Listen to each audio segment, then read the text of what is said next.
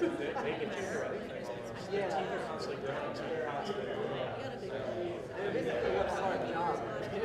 it's Somerville's not small stuff well. Yeah. You know, we're not kind of competing. City Hall Community Meeting. My name is Christine McNulty, and I am the city's Community Engagement Specialist. Before we begin, I'd like to note that there are men's bathrooms right here, and there are women's bathrooms down that hallway to the left. Pizza and refreshments can be found at that table in the back, and copies of tonight's slide deck can be found at this table here in the front. At this time, I would like to invite Ward Councilor J.T. Scott up here to say a quick hello.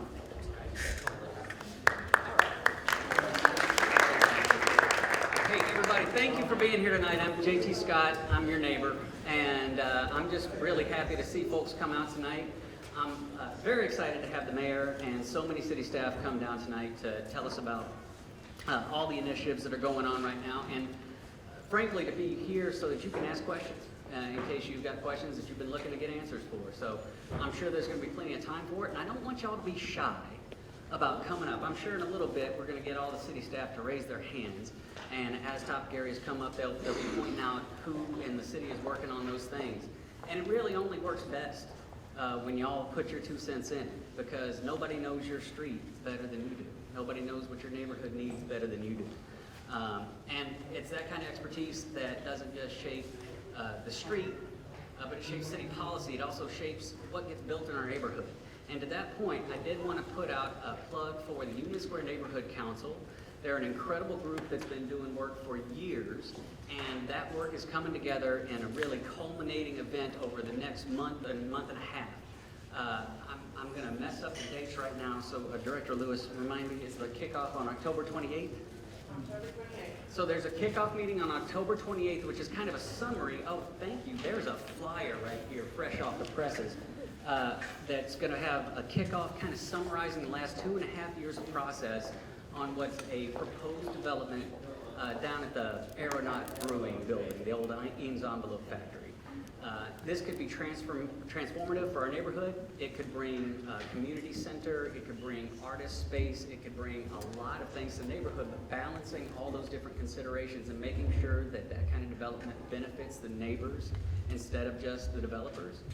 It's critical to have your input and to have the neighborhood council who's been driving this process for a long time. So there's going to be a series of meetings. It kicks off on Monday, October 28th. Please come find one of these flyers.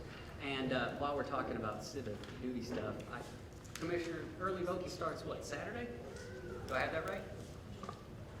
Commissioner Salerno, when does early voting start? It starts this Saturday, the 19th, and Saturday and Sunday, and goes right through Friday and Saturday. There you go. So just in case y'all had... Everything at the high school. I'm sorry, at the City Hall. At City Hall. So just in case y'all aren't suffering from like existential angst over the election, it is happening in 2 weeks. So yeah, early voting starts, so please get your votes in. Yeah, so once again, thank you. I want to also thank, we've got some colleagues who are here, Counselor at Large Willem Baugh back there, wave high, and Counselor at Large Kristen Strezzo, thank you for coming down to Ward 2. And of course the mayor. Who am I introducing next? Am I introducing the mayor? Oh, just handed it back to you? All right. Well, hey, I'm your neighbor. I live at the Purple House right over the bridge, and hopefully I'll see you at one of these office hours. I have them every Friday morning from 8 to 9. Just feel free to come on down to my porch or give me a call. All right. Thanks so much for being here tonight. Thank you so much, Counselor. So just to get into the meeting format tonight, after each presentation, we'll take 2 initial questions. We will have a microphone available for audience questions, so please raise your hand and wait for the microphone before asking your question.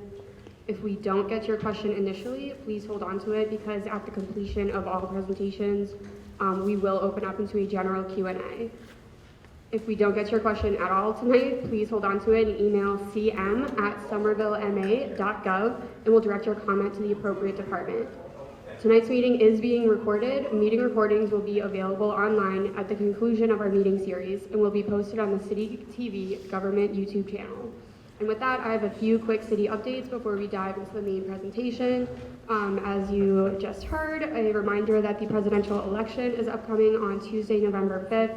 On this slide, you'll see key dates like the voter registration deadline and early voting dates. All election information can be found at somervillema.gov/elections. Somerville's second participatory budgeting process is underway through November 20th. You can submit ideas for how the city should spend $1 million, and they can be submitted by visiting somervillema.gov/pb. The Planning and Zoning Department is working to preserve and grow the artist and climate tech industries along Somerville Avenue, and to achieve this, we are proposing a 5-point plan, including updating the Summer Vision map and writing a zoning overlay district. These efforts aim to balance economic growth with preserving spaces for artists while promoting sustainable development. The community is invited to participate in a series of meetings and workshops to provide input and help shape the final plans. And this past September, the Brick Bottom Neighborhood Plan was officially adopted after a few years of community outreach and planning, so thank you to everyone who participated along the way. Somerville residents ages 16 and older are invited to apply for the Climate Ambassador Program. The program aims to educate residents about climate change and increase the community's capacity to engage in climate action. You can learn more about the program and Somerville's climate goals by visiting somervillema.gov/CFA. The Department of Racial and Social Justice is excited to share that the Public Safety for All Task Force, Civilian Oversight Task Force, and Anti-Violence Working Group are finalizing their group report and policy recommendations. RSJ anticipates sharing these findings and recommendations publicly before the end of 2024. And on this next slide, you can find ways in which you can get involved and stay in touch with the Department of Racial and Social Justice. The City of Somerville's Public Space and Urban Forestry Division is working to transform 217 Somerville Avenue, which is currently a vacant lot at the corner of Somerville Avenue and Rossmore Street, into a new pocket park. Construction is underway, and the park is expected to be opened in summer 2025. For more information, you can visit voice.somervillema.gov/217 Somerville Ave. At home, community members can combat flooding in their neighborhood through our Adopt a Drain program. When you adopt a drain or drains, you commit to caring for a local storm drain of your choice and performing light maintenance on it as needed before and after heavy rain, wind, or snow. As a bonus, you can also give it a name. On this slide, you'll see a few of our favorites. So if you are feeling inspired and or creative, please visit somerville.mysticdrains.org to adopt a drain.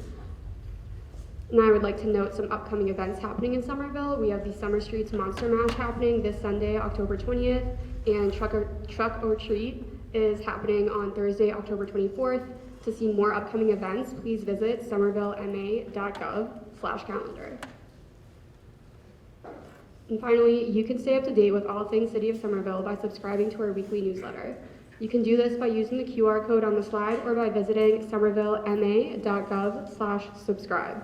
On this webpage, you will find a list of other departments that have their own newsletters. We welcome and encourage you to subscribe to any and all that might interest you.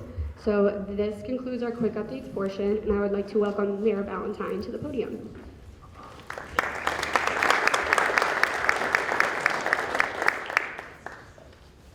It's wonderful seeing everyone tonight. Thank you for being here. I usually start these meetings off by asking a couple of questions so we can get to know who's in the audience. So I'm going to ask you to raise your hand after each of the questions if you want to participate. If this is your first City Hall community meeting, please raise your hand. Oh, wonderful. Thank you for coming. Woo! If you've lived in Somerville a year or less, raise your hand. Okay, welcome again. 2 years or less, raise your hand. Welcome. 5 years or less. Between 5 and 20 years. Between 20 and 25. 25 and 30. Over 30 years. Okay, if you've lived here your whole life, raise your hand. Okay. Woo! If you've traveled the Green Line, raise your hand. If you've used the new community path, raise your hand. Okay. If you're a parent of a child in the Somerville Public Schools, raise your hand. If you're a parent of a Somerville High School graduate or graduates, please raise your hand.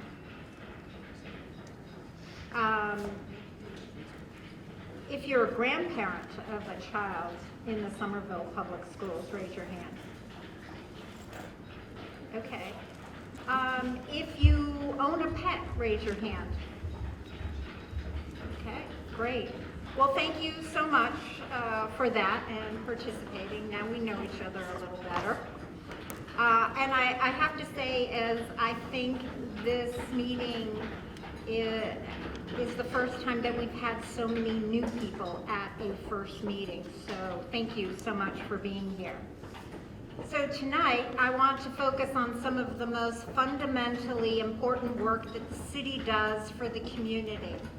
Not just to meet our basic or critical needs, but to achieve our most aspirational goals. That's investing in and updating and maintaining our infrastructure. Infrastructure is all the facilities and physical systems that serve our community.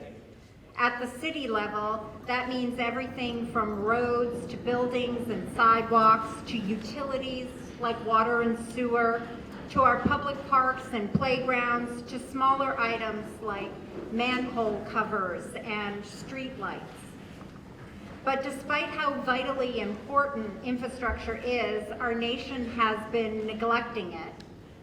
Since it's first been measured by the American Society of Engineers starting in 1998, the nation has gotten a D or a D plus every year. Until last year, it moved up to a C minus.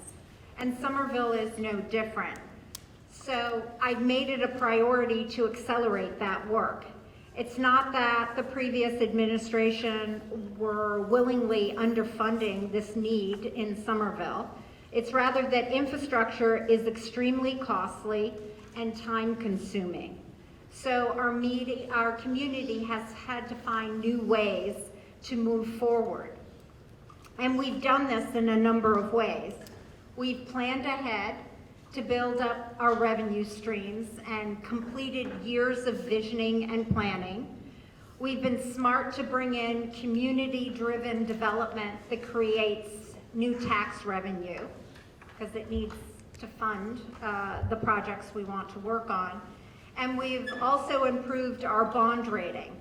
Strong fiscal management is extremely important for my administration, and I'm happy to share that last year, for the first time ever in the city of Somerville, we received AAA bond rating, which is a huge thing. Thank you. It's a huge thing because it lowers our interest rates, on borrowing to get this work done. And to be clear, for these large projects, we have to borrow, like the high school. That's cost us about $280 million, or the bill for that is about $280 million. We also had to add staff. For example, in the last 7 years, our infrastructure and asset management team who work on all these projects have gone from 8 staff 7 years ago to 35 staff as of this year. And to our community's credit, via these measures, we've been able to right the ship. But it's going to take time and determination, and we'll have to continue some of those traffic detours I know you all like to keep moving forward. So I just want to give you a sense of some of the inventory we have in our infrastructure, and that includes 109 miles of city roads, 165 miles of city sidewalks, 181 miles of sewer and stormwater pipes, 125 miles of water mains, 4,802 manhole covers, 1.6 million square feet of buildings, 15,600 water service connections, and I won't read the rest of the slide, there's more, but you get the picture. And then another key thing is, so most of these major items were built in the 1800s and in the early 1900s. That includes our networks of roads, many of our buildings, and especially our sewers, many of which are still more than 100 years old. Even our so-called newer buildings like DPW, traffic and parking, were built in the 1950s. That's roughly, 3/4 of a century ago. Schools, however, is one main exception that has seen a steady and more recent investment. All but 2 of our schools were built or replaced in the mid-1990s or later. The 2 exceptions are the schools we are focusing major planning on now. That's the Winter Hill School, which was built in 1974, and it was used with disapproved construction methods that are now considered disapproved construction methods, which are failing in similar buildings around the world. The Brown, our oldest school, was built in 1900. That's when men were wearing top hats. And our even newer school buildings require maintenance and modernization and upgrades. So for this reason, I ordered a full evaluation on our schools when I took office, and that became known, or is known as our K-8 master plan, which will guide us on our work to address the Winter Hill, Brown, and system-wide school building needs. The key thing about older infrastructure and about us as a community is that we are focused on more than just fixing the things that have been neglected for years. Rather, our needs and demands and goals have fundamentally shifted in recent years and decades, and our aspirations have grown. Striving to do more means every project is more complex, takes more time. We transform roads from being just for cars to being safe for and easy for vehicles, buses, bikes, car shares, and walkers and rollers of all ages. We rebuild streetscapes and buildings to expand green and open space. We don't just replace failed water mains, we build to reduce flooding and sewer backups in our homes and businesses. We build schools to meet modern curriculum needs like lab space, modern vocational training, or appropriate classrooms for neurodiverse students. And we are advancing our climate action goals by also greening up our projects with energy efficiency, fossil fuel reduction, and more. In short, we find ourselves facing the challenges of updating 20th and 19th century infrastructure to meet our 21st century goals. Somerville has always been up for taking on the toughest challenges, so we're pushing hard to meet our infrastructure needs as our infrastructure goals, as well as our infrastructure goals. So just to look at some of the work that's underway and recently completed, we have a series of slides you can review in more detail later in your handouts or online, so I won't read off every project listed. These are just samples. These lists are not complete, and I'll start with our schools because they are of central importance. It is our responsibility to ensure our students have schools and resources they need to learn and thrive. Our most significant school project right now, the Winter Hill, has been accepted into the Massachusetts State, the MSBA, which is the state funding program for the Winter Hill, and possibly the Brown needs as well if the community supports including the Brown. Everyone interested is invited to participate in the community process around that, which has started. The first meeting was last week. It's open to the public. We need state support to both afford this and to ensure we have room left for other needs like roads and public spaces.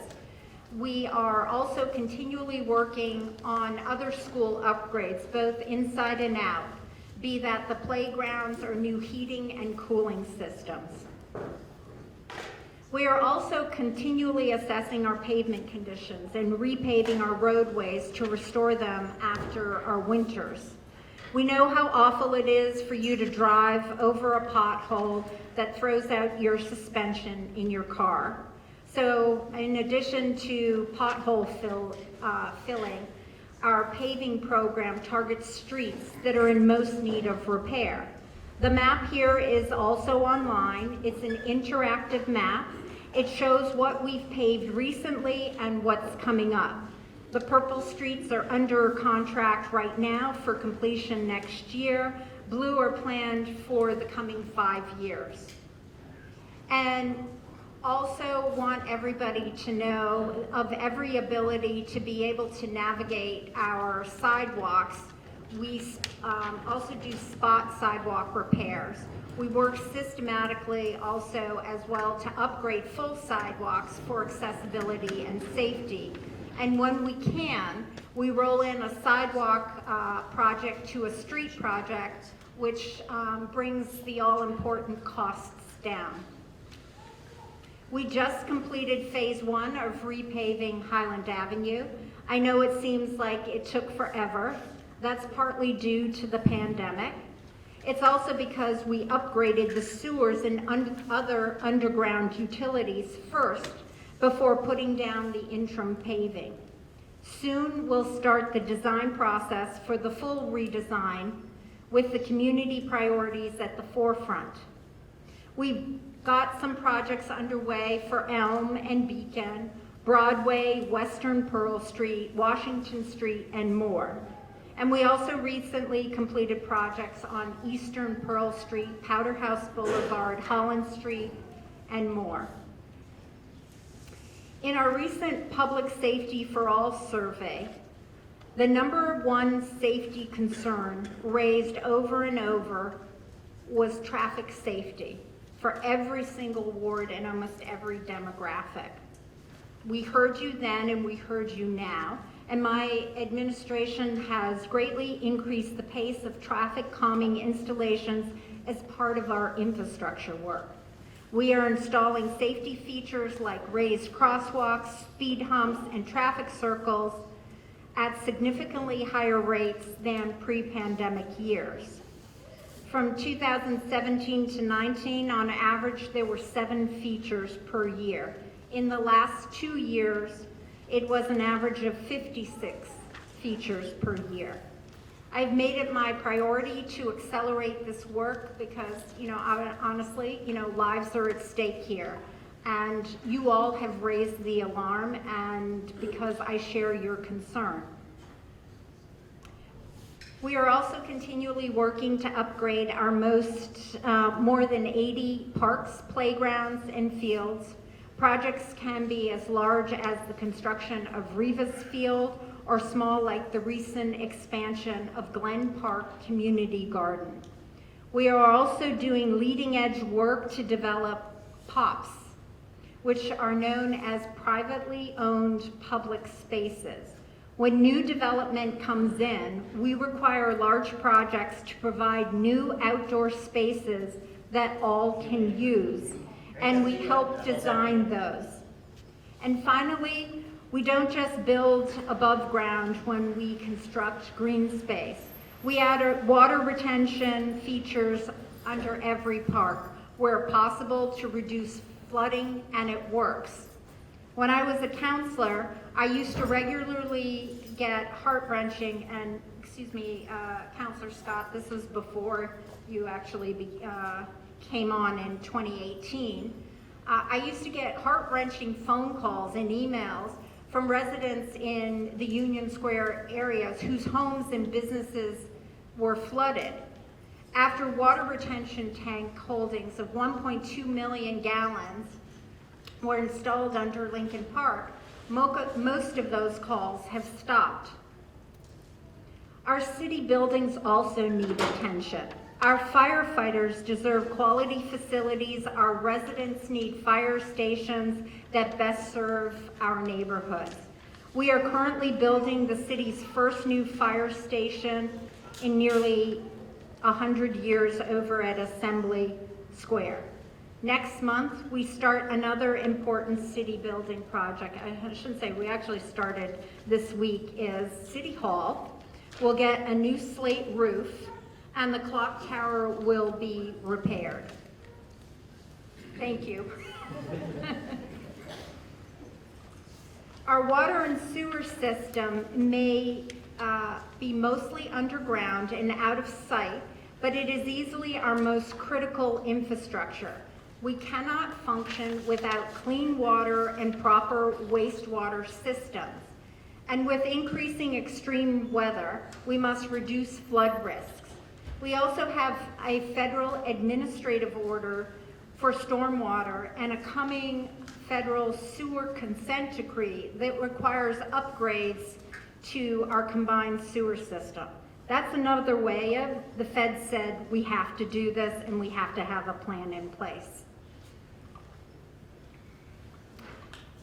Projects underway include monumental efforts like the Poplar Street Pump Station, which will add sewer capacity for roughly 2/3 of the city. Now, I want to pause a moment here and just share that yesterday there was an injury at the Poplar Street Pump Station construction. We have to respect medical privacy, but want to share with you our city's concern for workers. OSHA and ISD are inspecting and investigating according to the requirements and regulations for the procedures. And I'd just like to emphasize that all workers, or any worker, subjected to a workplace injury is too many. And we remain steadfast, committed to ensuring the best safety procedures on all contracted job sites. The Mystic River Outfall and Sewer Separation Project will also add similar capacity for the remaining western end of the city. Other more targeted projects like Morrison Ave flood mitigation and our Central Broadway water main upgrades are also underway. When you just reduce these projects to a few rows of text on a slide, it's easy to miss how big they are. So I just wanted to take a moment for us to gaze at this work underway in the photo on Poplar Street Pump Station. That's in the Brick Bottom neighborhood. And those little yellow figures there are workers. Last night on the list, or last on the list, is a shout out. It goes to our teams who have been working on replacing our lead service lines to keep poison out of our drinking water. Somerville is a national leader on this. Somerville will, by next year in 2025, have eliminated all known lead service connections. Thank you again. The MWRA, in fact, is asking our staff to help teach other communities how to do this now that there are federal requirements for this. I do also want to share that all of this work takes time and involves many steps. This chart is simplified, but the typical project requirements require assessment, capital and fiscal planning to be sure that we can pay first for the design and then for the project. Design, community input, state regulated processes for procuring contractors and supplies, scheduling, management, construction with constant communication and impact reductions for our residents, And once done, we have to maintain what we build. That's why we measure most of these projects in years, not months. As the example I mentioned before about Somerville High School, we started planning for the rebuilding of the high school in 2012. Today is 12 years later. We are still working to complete the multi-year punch list to close out the remaining finishing work. Maintaining costs is also at the root of why infrastructure is neglected nationally. I'm not willing to kick the can down the road on these critical need projects. So we are working to plan carefully for bonding, borrowing, seeking alternative revenue such as federal and state funding and new tax revenue growth. To give you a sense of the numbers, the Somerville Avenue Utility and Streetscape project was $72 million. The Spring Hill sewer separation project is $38 million. And as I noted, Somerville High School cost is about $280 million. And the Poplar Street Pump Station, which is in the Brick Bottom neighborhood, which we just looked at a moment ago, is $113 million.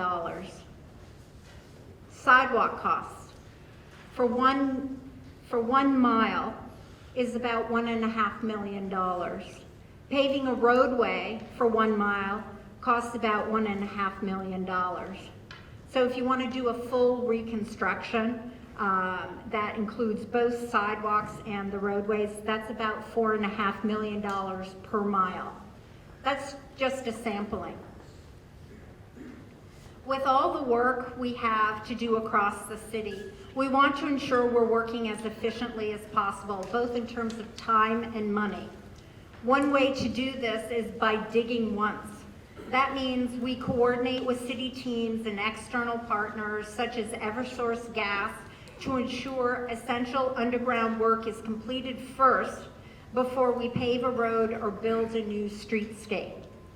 This means the community can enjoy safer, newly paved roads without having to worry that they will be disturbed or dug up again by a major utility work. It also makes sense in terms of lower costs. We don't have to pay for the repair and damage that would cost. Another way we try to work more efficiently is by pursuing multiple goals within a single project. So I'll use the Spring Hill sewer separation project as an example. It's primarily a stormwater management project. Its main goal is to reduce flooding in the city, reduce water pollution, and modernize our underground infrastructure. But a project of this scale also gives us opportunity to reimagine the streetscape above ground according to our goals and aspirations too. So we plan to build in additional features for safety, mobility, accessibility, and sustainability while bringing more greenery to the neighborhood. To sum it up, it's good to step back and reflect one more time. Why are we doing this work? Why are we investing our dollars in infrastructure? Why are we causing traffic delays to update our sewers? It's simple. We are creating a better quality of life. We are building not only to meet the practical needs like clean drinking water and safe streets, we are building for right now and for future generations so people can thrive in Somerville today and tomorrow. So that's all. Thank you for listening. I'm happy to take 2 questions now or at the end. I'm here all evening.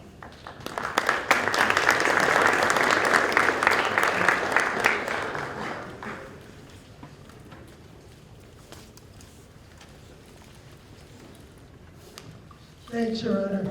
Bill from Brick Bottom. We accomplished all of this activity over the past few years, basically because the regional economy was booming. What's your prognosis in terms of the economy in the future? And you know, we've got projects that went through zoning and permitting and they're not getting built, et cetera. To what extent are we going to have to cut back or perhaps stretch out our expectations?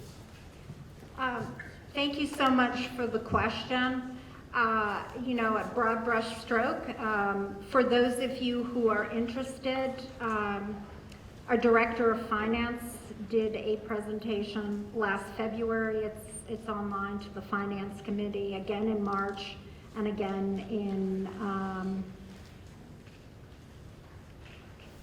I think there was one in May.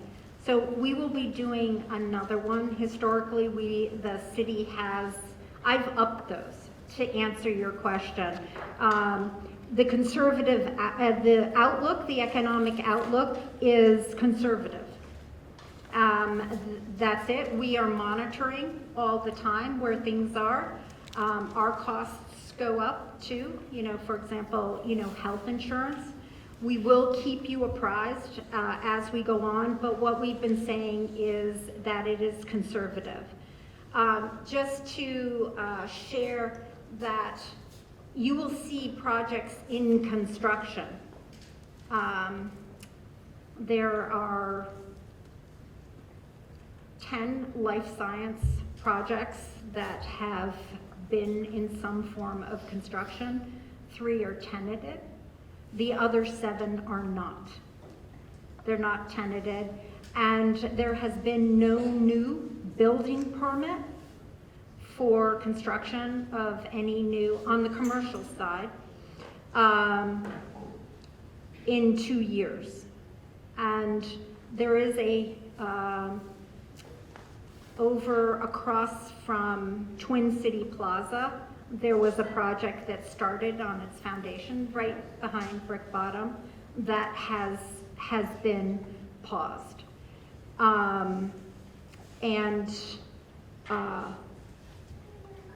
Everybody is working really hard to try to tenant those as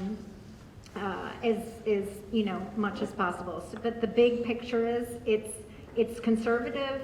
Does that and we'll give updates as we move along and we understand as we get closer to budget time where our economics are.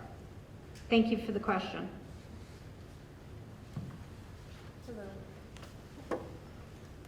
Hello, my name is Ann Clara. Hi. I'm on the Union Square Neighborhood Council, and I've lived here off of Washington Street for 49 years. So the new construction on Washington Street, you know, I appreciate everything that gets done here, lead pipes and paving and flooding, I really do. I appreciate all of it. But 2 weeks ago, an ambulance tried to get down, could not get down because there's no place to pull over anymore because of the, you call them curb extensions. Yeah. You can't turn and take lefts when traffic is there. My son turned and hit his tire on one of the extensions, and we got a flat tire, $260. A lot is happening there after the design, and we'd like to know what to do about that, and also, like, can we report, like, a sign should be put here, you know, the things that we're finding as we're living here with the design. Is there a place to call and figure things out together? Thank you for the question. At all I called Cataldo's to tell them not to go down. I'm going to look to you, Brad, too. But I would say anytime you have a non-emergency request or call, or you want to even give feedback, please call 311. What does that do? It allows us to collect data. It's one portal. It's only 3 numbers on a phone. It works in Somerville, so you have to be in Somerville, but it's an app. And as soon as that information comes in, it goes out to the departments. Sometimes sending an email, I will say, if it comes to the mayor's office or if it comes to the director of mobility, that can take longer. So if it's a non-emergency issue, please feel free. It works really well, 311, if it's a sign, or also if you want to share any opinions, also 311 routes those. But I'm going to invite the Director of Mobility up to add a little bit to that.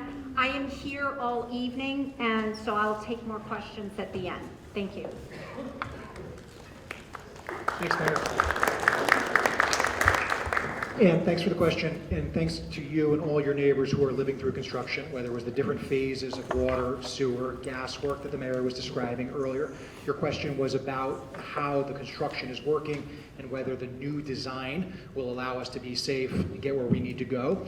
I do want to give a quick shout out to our project team here. Becca Wright, our Senior Streetscapes Project Manager, is here. Jesse Moose, our Construction Liaison, our Infrastructure and Asset Management Department.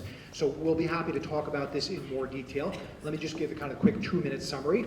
We're still in construction. This is a very, very common challenge for us as we approach the end of construction.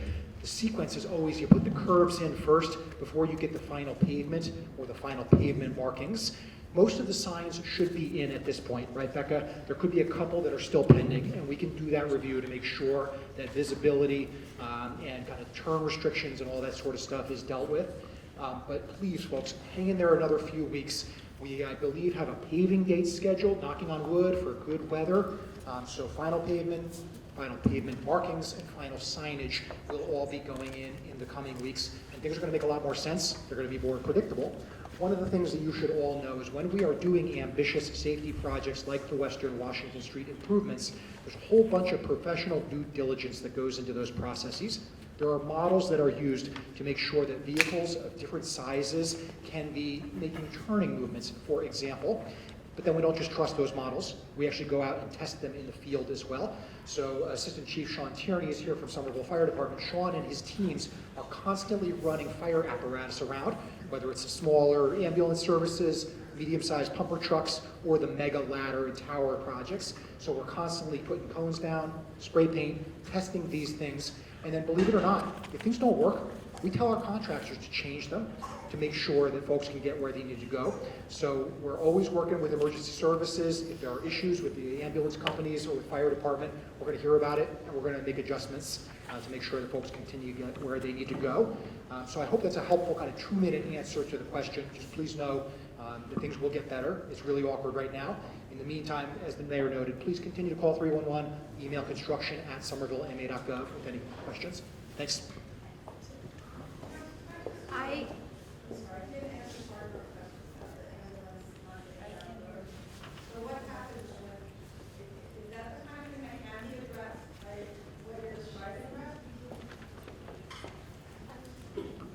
Forgive me, thank you. The exact ambulance question. Yes, so motorists are expected to pull over. When we do our design work, there is enough space for motorists to pull over so that emergency responders can get where they need to go.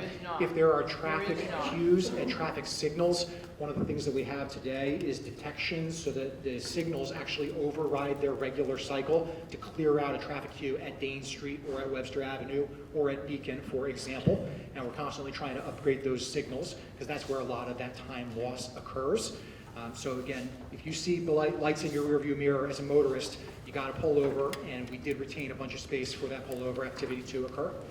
Thanks. She's saying there isn't enough room, this lady here. And I think we can bring up that question again, but I did want to, one thing I was remiss in doing, and I usually do this every meeting, is I'm going to ask city staff to stand up and introduce themselves and the department they're in. The reason I like to do this front end is that sometimes people can't stay here the entire meeting, and that way, if there is a specific question they have, they at least know which department is represented here and they can talk to everybody. So I'd ask city staff to please stand up. Thank you. And what I'm going to do is we're going to start on the left here with Victoria and just pass the mic. Good evening, Victoria Prager, Communications. Hello all, I am Sarah Lewis. I'm with Planning and Preservation and Zoning. John Bronican, Public Space and Urban Forestry. Estelle again, Public Space and Urban Forestry. Hi everyone, Colin Ziegler, Inspectional Services Department. Roberta Cameron, Community Preservation Act Manager. Good evening, Ed Hardy, Constituent Services 311. Hey everybody, Jesse Lewis, Construction Liaison, Infrastructure Asset Management. Jonathan Smith, Engineering. Rebecca Wright, Engineering. Good evening everyone, Dimitri Vidalis, Water and Sewer. Hi everyone, Dick Alacalo, Communications Public Information Officer for Construction. Hi everybody, Brad Rossi, I serve the Mobility Division.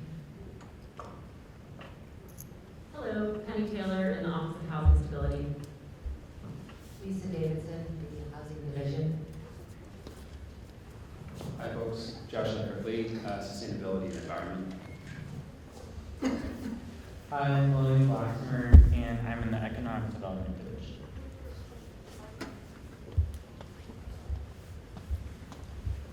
Hello, everybody. Nick Salerno, Elections Department. Hi, Patrick Canty, Community Affairs Unit, that's all, please. Hi, John Williams, Energy. Hi, Ashley Splitter, this is the Council.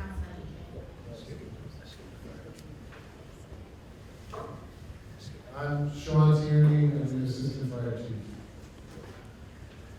Hi everyone, Jeff Uroyo, Captain of the Department. Good evening, everybody. I'm Mike Perlman of the Police Department. I'm in charge of the Office of Professional Skills. Christy, Colleen, and Matt, too.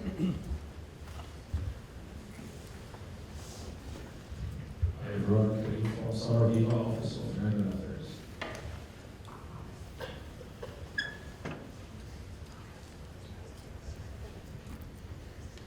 Good evening, Amanda Nadja Williams, the Department of Regional and Social Justice.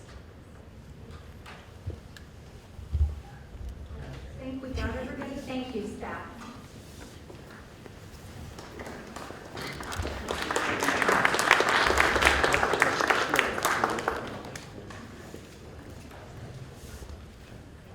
Good evening, everyone. I very much appreciate your giving me the opportunity to come and tell you a little bit about the Community Preservation Act. But I don't want to assume that anyone here has ever heard of the Community Preservation Act, so I will not be offended. Please raise your hand if this is the first time you've ever heard of the Community Preservation Act. Still a few. All right. Well, I will begin at the beginning and give you a little bit of a background of what it is and how we got here and why I'm here today. So the Community Preservation Act is a program that was created by the state legislature back in 2000, which gives cities and towns the opportunity to raise a little bit of extra revenue through a surcharge on local property taxes that can be used specifically for open space, outdoor recreation, historic preservation, and affordable housing. And Somerville adopted the Community Preservation Act through a vote in the general election back in 2012. A vote in the general election is how cities adopt the Community Preservation Act, and it's how communities can change their choice of how they adopt the Community Preservation Act, which I will just abbreviate as CPA. And so when Somerville first adopted it, Somerville adopted it with a 1.5% surcharge on local property taxes. That's out of a maximum that the state allows of 3% possible surcharge. So it has now been, it took a little bit of time after the CPA was adopted. They had to go through a process of writing a local ordinance and then establishing a committee who have the responsibility to determine how to spend that money. And so this committee got up and running in 2014, and it has now been 10 years exactly since the first funding became available that has gone back out into the community to invest in resources that benefit the whole community. So we're celebrating this year 10 years of CPA investment in Somerville. You may have seen banners around the city by this time. And so what we're celebrating specifically is that over the last 10 years, we've contributed to the creation of over 80 affordable housing units so far, and over 150 more affordable housing units are in the pipeline thanks to this funding. We've supported housing assistance programs administered by the Somerville Homeless Coalition, Somerville Community Corporation, CAS, and other partner organizations that help to keep people in their homes or help people to get into homes who are struggling with housing costs in the city. We've expanded and improved open space, parks, and schoolyards, implementing our open space and recreation plan, implementing our pollinator action plan, and other plans for how to be a healthy and resilient community, create healthy outdoor spaces that everyone can access. We have not only preserved iconic Somerville landmarks like the Prospect Hill Tower that you see in the photo on the slide, but we've upgraded historic buildings, making them safe and accessible for community use. This is some of the work that I'm most proud of, is out of, I think, $9 million of funds that we've spent on historic preservation so far in the last 10 years. 2/3 of that has gone into building elevators in buildings that were built without elevators, such as the West Branch Library and the B'nai B'rith Temple, the Somerville Museum, and right now we're building an elevator in the Somerville Hispanic Association for Community Development, which houses not only one of the city's largest food pantries, but also thanks to the construction of the elevator, making the building accessible, they're now going to be holding, they're enabling the expansion of the Elizabeth Peabody House's early child care program, so that they'll be able to dedicate a whole floor of that building to child care, which I understand is a very much needed amenity in the city. And the other important thing about CPA is that, as you heard the numbers that the mayor gave earlier, CPA generates about $3 million a year. We've raised about $35 million so far in 10 years. That's a drop in the bucket compared to the cost of the projects that we need across the city. And so CPA doesn't do this alone. CPA is often a tool that can leverage funding from other sources, to bring funding from the state, from the federal government, from private sources that match our local money to be able to do bigger things. And so we've 24 million in local revenue since 2014, has generated 7 million in state match funds, and leveraged over 300 million in funds from other sources over the 10 years. So that's a really big accomplishment. So the next slide, the other reason why I'm here today is to make sure that everyone is aware that there is a question on the ballot this November. In 2 weeks, you'll have the opportunity to vote on whether to increase the CPA surcharge from 1.5% to 3%. This will double the size of the program and double the impact of the projects that we're able to carry out. So just a few details about the CPA surcharge. As I mentioned, we currently generate about $3 million a year, so we would have approximately $6 million a year would be the budget with the surcharge increase. And this would more than double the matching funds from the state. How will this impact taxpayers? The average owner-occupied condo would see an annual increase of about $38 per year, we've calculated. And for the average owner-occupied single family, this would be an increase of about $93 a year.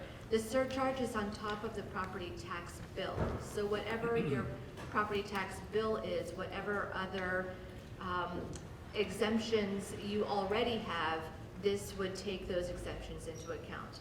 But the CPA program has its own specific exemptions, and people who earn up to 80% of area median income, or seniors, people over the age of 65 who earn up to 100% of area median income, can apply to the assessor annually to be fully exempted from the CPA surcharge. That exists now, and that would exist with the ballot question. So that is everything that I wanted to tell you about CPA, and I would take a couple of questions if we have any.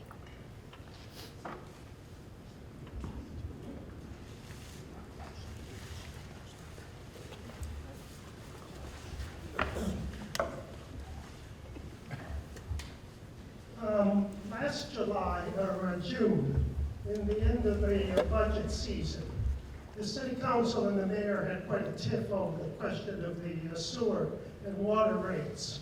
And at that time, it was decided that a $65, $75 increase in sewer and water rates was really unreasonable per household.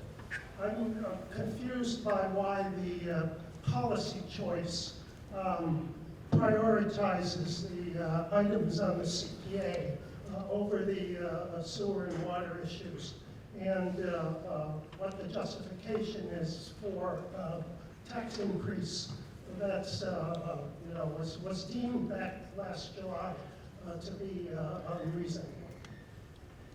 I would defer to the elected officials for the decision made to put this on the ballot.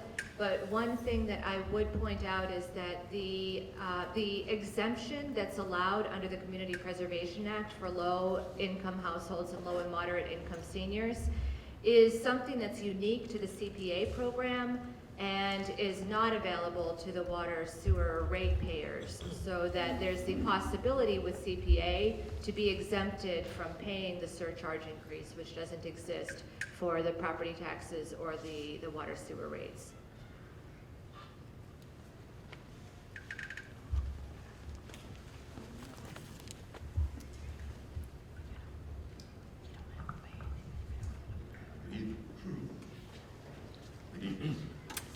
Just to follow up to the gentleman's question,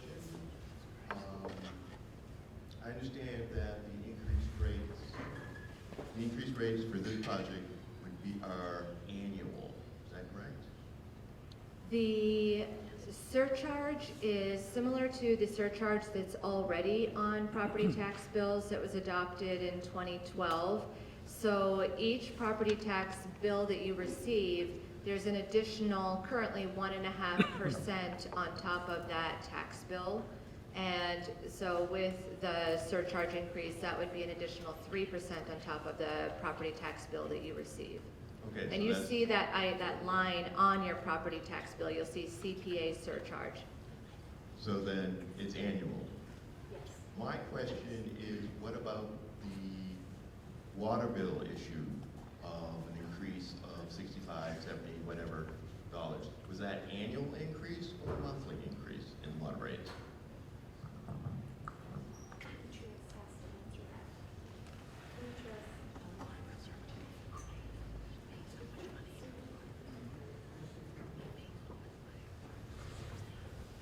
It's okay, I don't need one. It needs to be video. You have to use the microphone so the video will count. Good evening. The rate increase for the water and sewer rates that was proposed last year would have been a percentage increase across the board for each respective tier in the structure.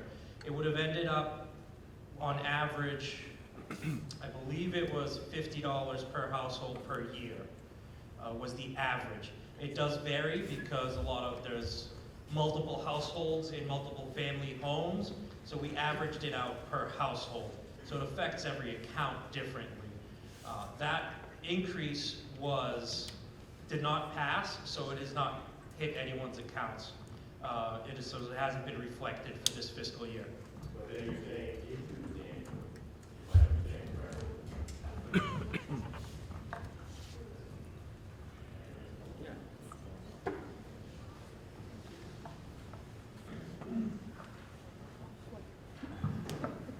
So if I understand correctly, you're saying that the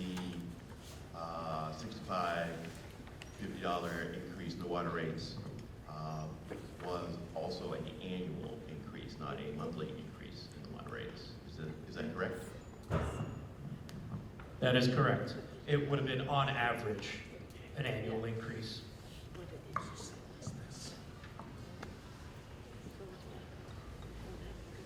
Thank you, everyone.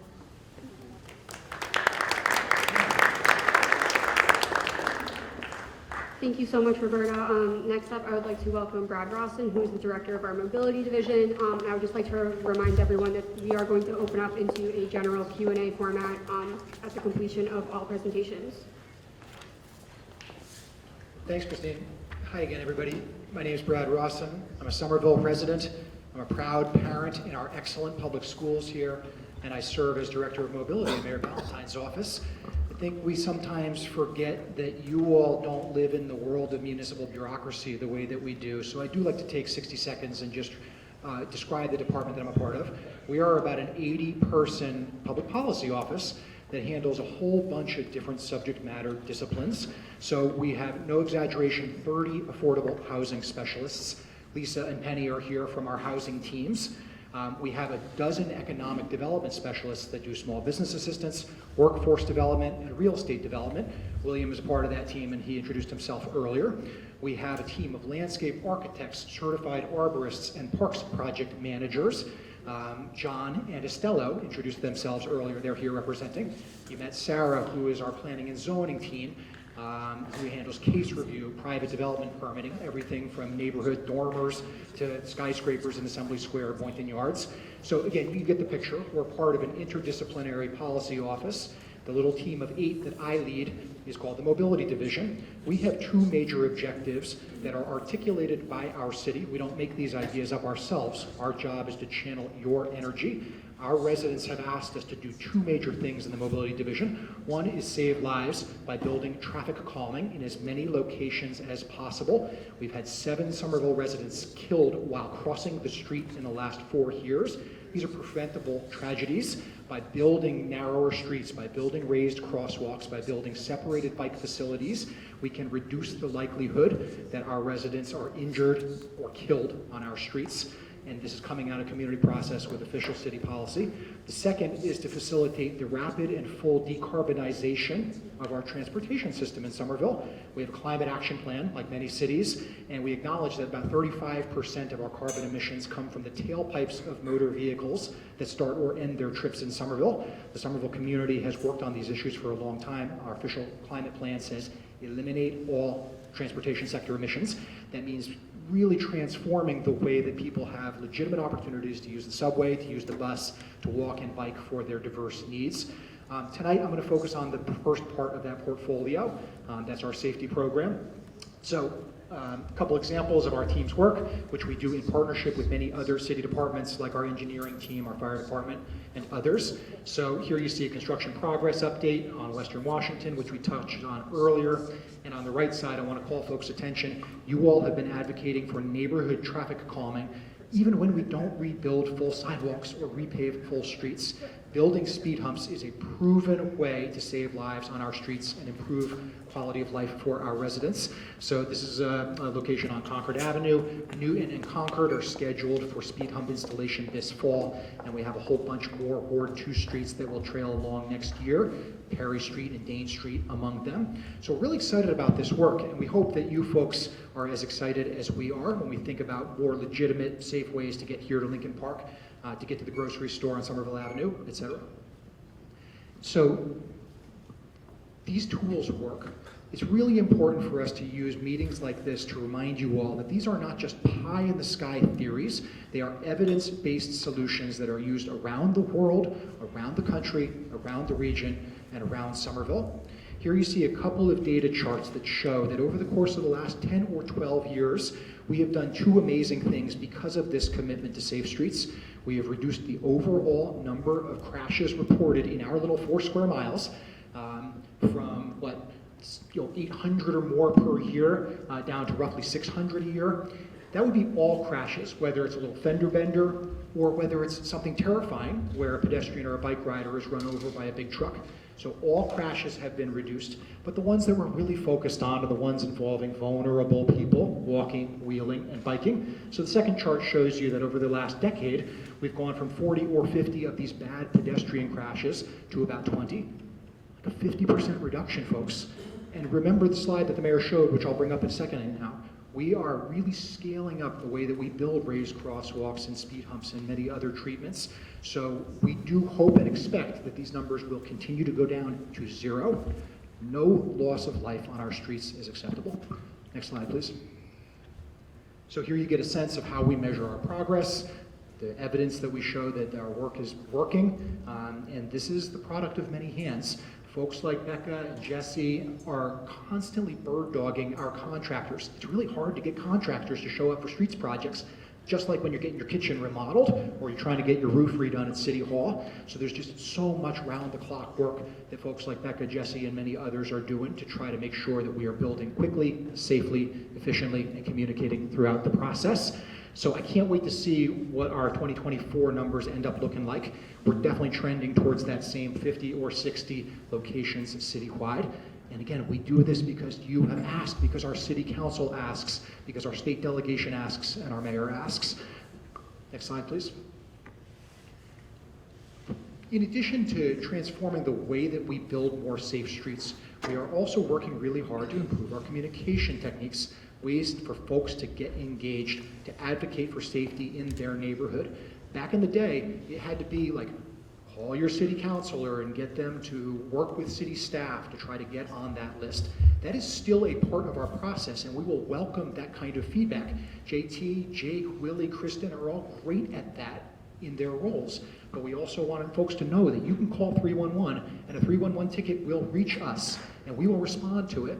Our office has handled, I don't know, 300 already this year, and we've got another 100 that we're working to respond on right now. We have interactive websites that explain the difference between a speed hump, a raised crosswalk, how we design different curb extensions and street widths and protected bike facilities. You can find all this information online on our traffic calming website. You can find an interactive map that will show you how we planned 6 months, 12 months, 18 months in advance. One of the most frustrating things about our work is residents telling us, oh my goodness, I had a close call. I watched my neighbor's kid have a close call on the way to school. We get reports, so-and-so's dog was run over by a speeding motorist on a residential street. These are horrible, horrible stories.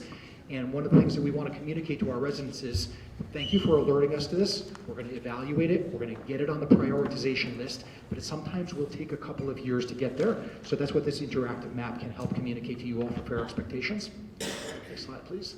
And last but not least, a couple of plugs and commercials for upcoming work in and around your neighborhood. So a major safety project that we've just launched that serves some Ward 2 neighborhoods as well as other parts of the city is on Elm Street, stretching from roughly Porter Square to Wilson Square, where Elm meets Somerville Avenue, and then wrapping up Somerville Avenue back towards Beacon Street.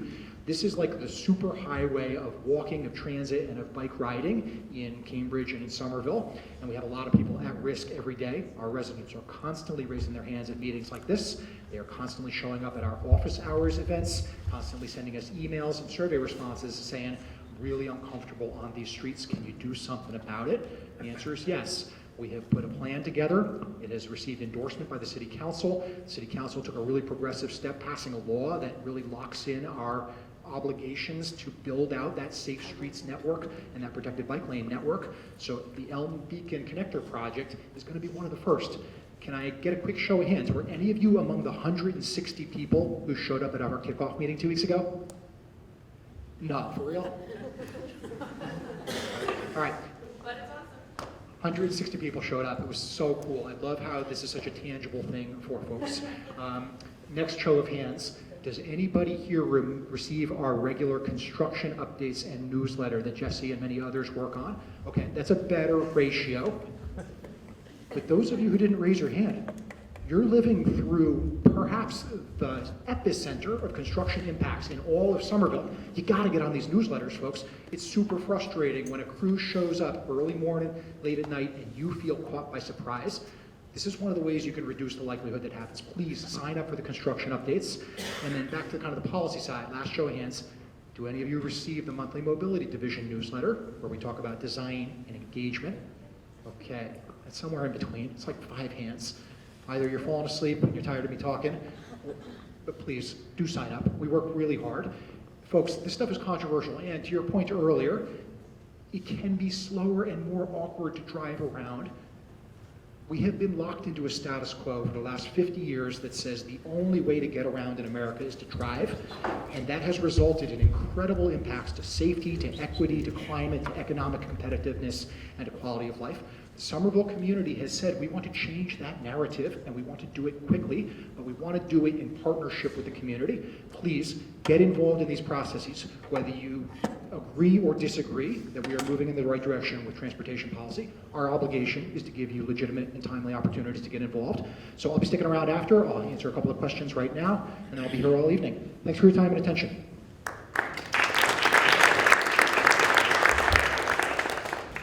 Thank you. There always seems to be some new jargon, and there's one that I've never heard before.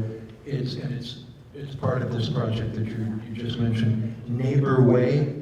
Sounds warm and cuddly, but what exactly is a neighbor way? And related to that, when there was the lab office project proposed for White Street, the developer, it was removed, it was stopped, but during that discussion, the developer said that the one thing that the city administration in Cambridge expressed interest in was a contraflow bike lane up White Street to Elm. Are there discussions about that underway, and what's your current view of whether that's a good idea or not? Thank you. Thanks for those questions. I'll try to answer both of them quickly. Let me take the second one first. So if folks know White Street, that little local street that abuts the Porter Square Shopping Center, connecting the Porter Square Red Line Station up to Elm Street, anybody who spends time in that neighborhood knows that that's a really important way for people to walk, but also to bike. And they bike in both directions, right? Around the country, around the world, cities like Somerville have been using what we call two-way for bikes, one-way for cars. Hancock Street, right across the street from White Street, is one of our legal Somerville two-way for bikes, one-way for cars streets. White Street is probably a good candidate for that as well. And the city of Somerville has been working with the city of Cambridge to try to plan and design a safe two-way connection for people biking there. We're not there yet, but it is definitely on our planning list.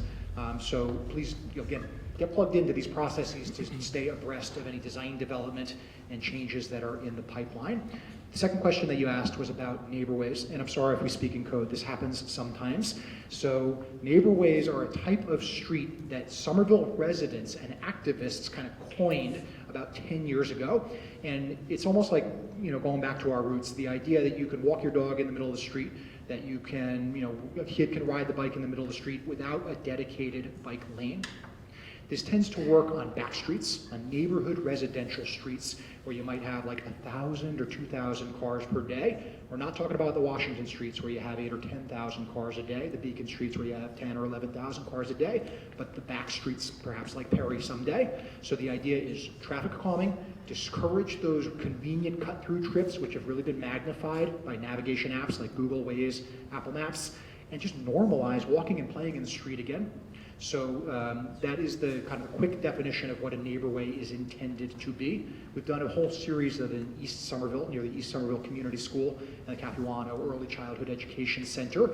Think of things like street art, movable planters, and a million other different ways to kind of take the street back for people. I hope that's a helpful answer. So I've been up here a while, Christine. I'm happy to take one more, and then I should get out of the way for the next speaker, and then be around for general Q&A later. Thanks. Good afternoon. So my question is that, is this development is going to affect public transportation in terms of number of bus stops? Because why I ask that question is that driving down the lane in Washington Street, I've seen that bus hasn't stopped on the regular bus stop anymore. Thanks for the question. So the question was about bus operations on Western Washington Street, but also on other streets like it. Yep. So we work with the MBTA on the design development. We try to find the right spacing for bus stops In most places around Metro Boston, buses stop way too close to each other, and that's part of the reason that they lose so much time and are so unreliable. So the bus stops that you now see that are built with those big curb extensions, they will get their signs, and some of them will get weather shelters in the year ahead. So those are the bus stops of the future. When the bus is designed to stop in the lane and not have to pull over, research has shown that it saves like 30% of its run time.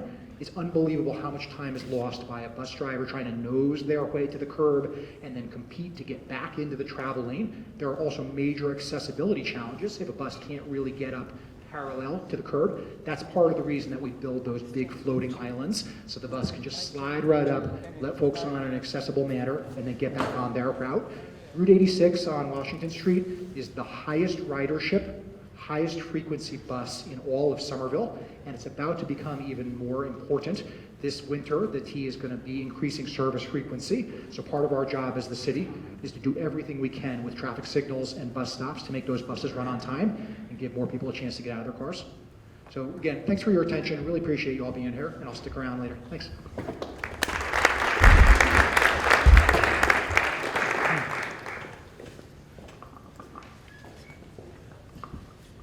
Thank you so much, Brad. Next up, I would like to welcome Captain DiGregorio and Lieutenant Perone from the Somerville Police Department.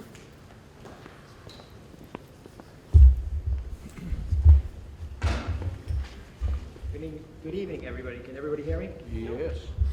Not really. Some. What about the other mic? No, no, That's for the camera. Can everyone hear me? They're good. Okay. I've had dreams like this where I get up and nobody can hear me. So, welcome to my trauma. So this month I'm starting my 24th year with the city and with the police department. My first assignment. Next to your mouth. Right here? Can you hear me now? Okay. My first assignment right out was car 2, the Ward 2 car. And I grew up in Ward 5, but I worked in Ward 2 most of my early career. And my first apartment was Springfield Street, which was amazing. And I won't tell you what I paid for rent, because it would make you cry. So let's just talk a little bit, go to the next slide here. Just a little bit about citywide crime stats, overall Part 1 crimes. And what's a Part 1 crime? Great question. Things such as larceny, breaking and entering, motor vehicles, burglary, all fall under that category. So citywide, we're up 10%. We see a lot of larcenies, property crimes. A lot of that's due to kind of Assembly Square and the growth there is up some of those numbers. Ward 2 has seen a 2% increase, an increase with commercial burglary and B&E, but with decreases with motor vehicle theft and residential burglary. So what do we do about it? So what we do to respond to these things is we change our resources around. So our area cars and our specialty units are kind of reassigned based on patterns, hotspots, repeat incidents, and feedback from members of the community like you. So we're made aware of these things through our bulletins, our communications, and our directed patrols. And our directed patrols come right from a lot of people in the community. If they have an incident or a concern, they can reach out to us, and we can assign officers to address that issue. And we continue to increase residents' awareness of crime and crime prevention methods through some of our social media sites and through neighborhood alerts. So transparency is very important to us. Through a collaboration with RSJ and Communications, we created this open data portal. And you have direct access to crime reports, calls for service, traffic citations, motor vehicle crashes. I will say it's not real time because there has to be some vetting due to privacy and investigations. So it's about a 30-day lag time with this. But all of our information is out there. And continue with that theme, we now have a community alert system. We partnered with Communications. So you can sign up for these alerts, and then you'll get notifications of anything from missing people to if we had a shots fired incident, or any type of breaking emergency alert that you should be aware of. So it's a great tool if you can go on the website and sign up for it. Lieutenant Perone wants to discuss a little bit about our building trust and legitimacy. Good evening, everybody. Once again, I'm Lieutenant Mike Perone. I'm very proud to say that I grew up here in Ward 2 on Preston Road and lived here for 24 years before I met my wife, who was a Winter Hill resident, and made me move to Ward 4. But I can't drive through Ward 2. Obviously, the police station's right down the street, but I can't drive through Ward 2 every day and not think of all the community programming that went on here in Somerville when I was younger and as I grew up here. Whether it be Parks and Rec events at Osgood Park, all the great basketball programs that I grew up in at Conway Park, Little League and T-ball. They brought our community close together. They were social events for our youth, for our families, and they brought us closer together to those that work for the city of Somerville. And what I'm going to talk about tonight, to our police officers and our public safety officers. We can't deliver excellent public safety without you as our partner. We need to hear what the problems in the community are from you. That's why we have events like what we have tonight, and that's why we have other community events where the Somerville Police Department participates and comes out to meet all of you, because we want to hear from you and what your suggestions are for solutions to some of these problems. We recently formed the Community Affairs Unit, who we have here with us here tonight, Officer Pat Canty and Sergeant John Goviel, who are 2 of the 3 members of that unit. They attend approximately 30 events and do community outreach at these events each month, whether that be for the Council on Aging, youth sports, you name it, they're there. We also brought back National Night Out by popular demand after the COVID pandemic. This event is an annual community building campaign that promotes police community partnerships and neighborhood camaraderie. This event this year was brought back under pretty much under the supervision of the police department. We were the ones who really put it on. It was a great event. We had a lot of fun. I did get the opportunity to go to the dunk tank and dunk Deputy Chief Donovan. I didn't want him to open up an internal affairs review on me at that point. I currently serve as the director of the Junior Police Academy. This is my favorite event of the year. This really brings the police department close together with the youth in the community. We do things like teach first aid, de-escalation, and conflict resolution skills at these. So we sort of bring that aspect of it into the programming, but we also have a lot of fun. We have games, we attend Red Sox games, we've made the Red Sox our partner in this initiative. But what we're really doing, I think, is inspiring the next generation of public safety officers here in Somerville. I was inspired by the officers in this community when I was a child, and that's what made me the police officer that I am today, and I'm grateful for the example that they set, and I am proud to say that our officers set those same examples for the youth in this community today. Last but not least, we have community meetings like these. We always hang out afterwards to learn what the folks in this community have to say and what the problems are so that we can address them and come up with solutions to them. So we're happy to do that, meet with you, and we're eager to really hear what's going on the streets of Somerville. Contacting the SPD. So the first number up there is what we call the non-emergency line. Not every call involving the police department is a 911 call. We ask that if it is not, we don't tie up those 911 lines, and if you have a police-related issue, that you do call that 1212 line in the event that it's not an emergency. Of course, if it is an emergency, always call 911. These are our social media platforms that we're on that help bring us closer together with the community and help communicate things to you. Our website, we have plenty of information about what's going on with the Somerville Police Department on that. Last but not least, joining SPD. I'm actually leaving here a little bit early tonight. I apologize, Madam Mayor, but I am meeting with a candidate because we are going through a pretty intense recruitment process right now. It is not as easy as it used to be to recruit police officers, and we really are looking for our community members to either refer or join the Somerville Police Department with us. I can tell you, looking back at my life, I started my professional career in the finance industry, came home to Somerville to become a police officer. It was the most rewarding thing I've ever done in my life. If anybody is interested in being a police officer, where any of us in the room that wear the badge are happy to talk to you about a career and how to get there at the conclusion of tonight's meeting. And I think with that, we'll take some questions.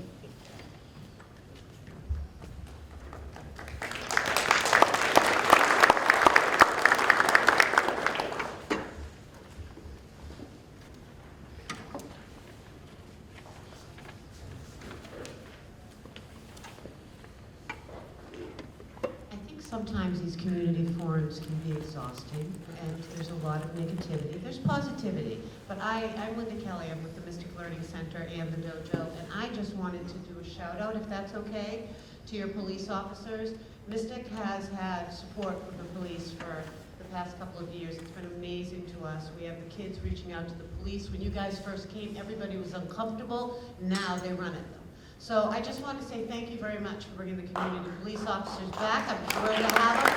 And at the dojo, anytime you need them there, any event, they're willing to show up. So thank you very much. Thank you. Thank you.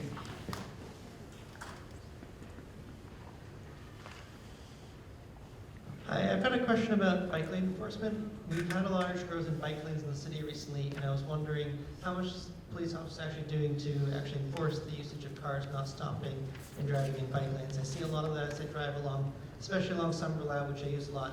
I see a lot of cars parked there, especially in Union Square, where like there's not really loading zones, so a lot of trucks will park there, make it very dangerous for cyclists to then have to move into lanes. What are you guys doing to help make less of that happen?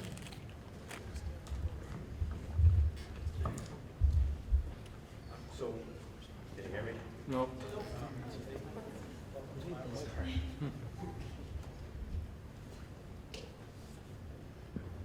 So we do take enforcement seriously. We want to protect our bicyclists. We understand that there is grave concerns on the roads today because one mishap can lead to a tragedy.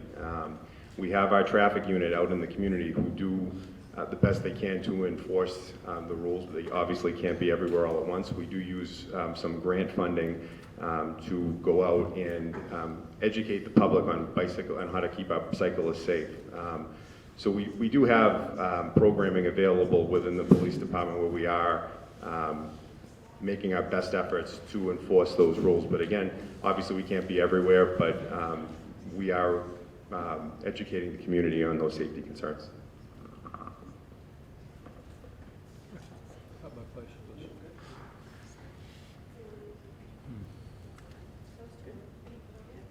Thank you, everyone.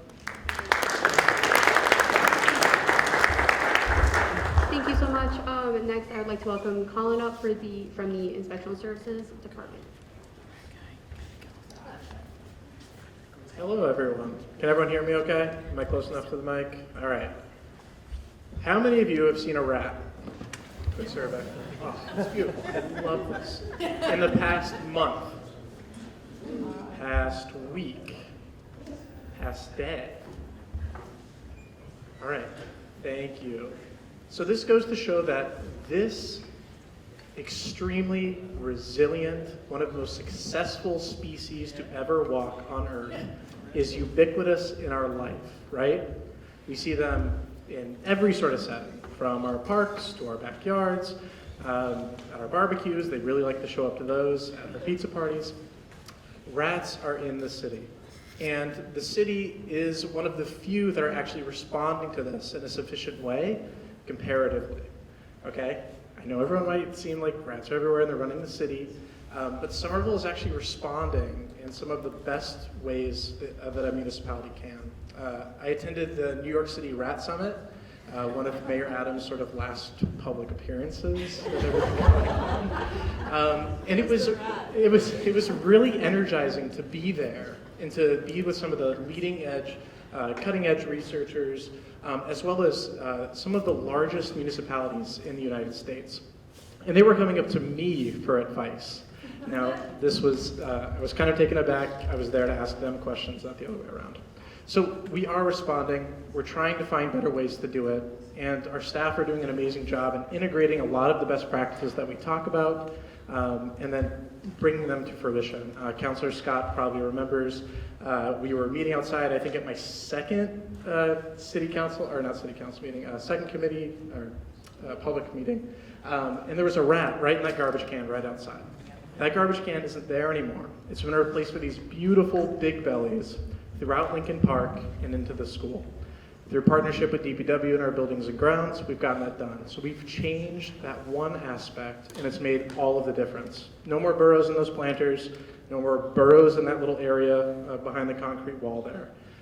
These are real tangible changes that the city is making, and we love to partner with residents. So if you have a problem, please do not hesitate reaching out to us. We're here to help and solve those things. Now let's talk about rat birth control. So the city has always been on the cutting edge of trying new technologies. Back in 2016 through 2018, we tested a birth control product called Contrapest.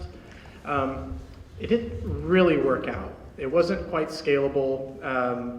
Issues with temperature and also refilling a lot of the bait boxes wasn't efficient. So we kind of put birth control on the back burner. But now there's a new product called Evolve. And if you can see, those little sausage-looking things, they're sort of like a cheesy texture, and they contain the birth control. And the rats love this stuff.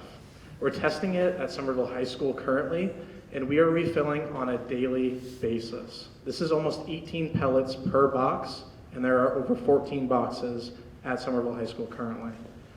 It's showing very promising results. We're hoping that it's targeting female rats so that they're reducing the amount of litters that they're going to be having per year.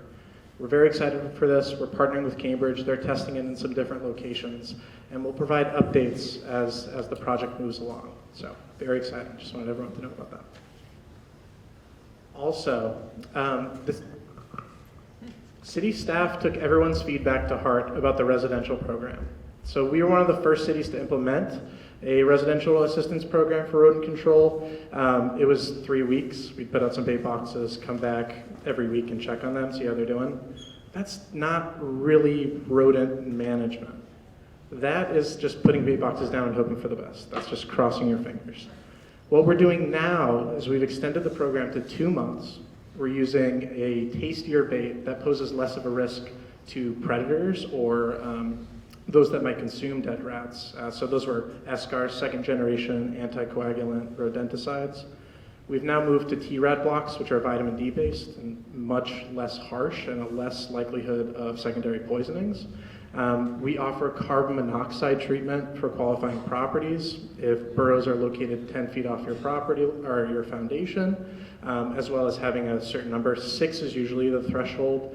We're able to schedule with our contractor and go do carbon monoxide treatment, where we pump carbon monoxide into a burrow system, and it targets the rats there directly, rather than passive treatment like snap traps or bait boxes. It's very exciting. The program is now focused on quality over quantity. Before we were servicing 600 houses for this 3-week program. Now we're down to about 240 right now with 401 total requesting, so another 200 to go. Be patient if you're on the list. You're going to get an elevated level of service. I know it can be frustrating waiting a little bit, but I promise it's worth it. You're going to get the inspector and the contractor, and you're going to get that level of treatment that this issue deserves. And now I'm going to stop talking and allow everyone to ask questions, because I know they're burning. Look at that, 3 already.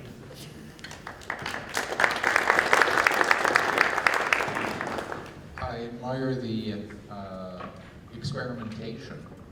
I was wondering if you knew what the results were with the zapping boxes. Yes, smart boxes were very hot in 2022. We are going to be concluding our pilot phase with the smart boxes. It's a 3-year pilot structure that we've established with Modern Pest. We were trying to find out the best places to put these and how to best interact with Modern and utilize the boxes. This year, numbers are not as good as 2023 or 2024, but that's because we've changed the structure. We've been focusing on a residential response in moving the boxes. So if we get a call about an infestation and we think it's appropriate, we'll move the box there.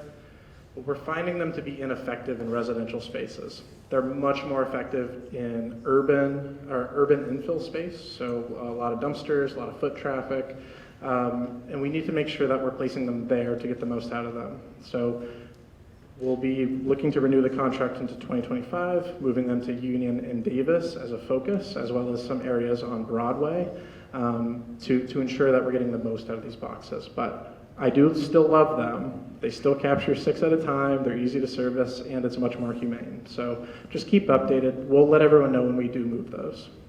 Thank you.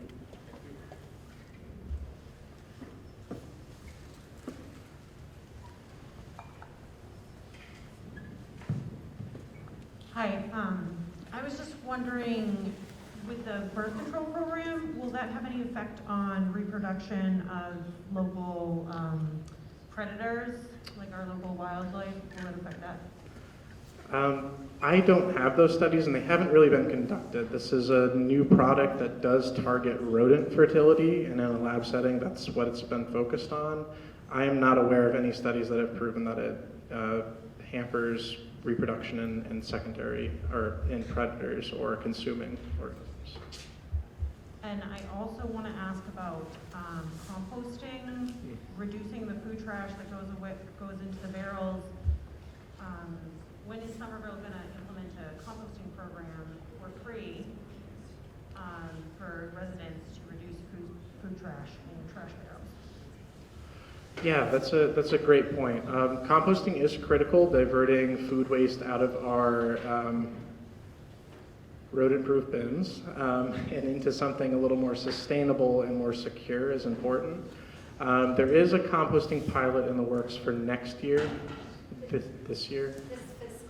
This fiscal year.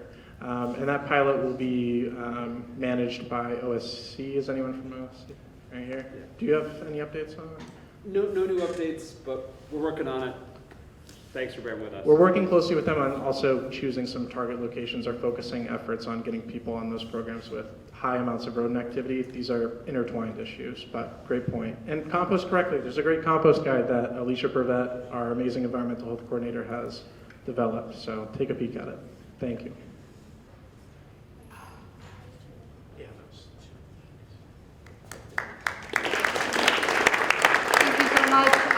We are now going to transition to the question and answer portion of the evening. I ask that if you presented tonight, you be ready to answer any questions that may be directed to you. Please come to the front. Also, if you have a question, please raise your hand. I will run the microphone over to you. I will be doing my best to give everybody the chance to speak tonight. So if you've already asked questions tonight, I may be trying to give the microphone to somebody else so they can get their question in as well.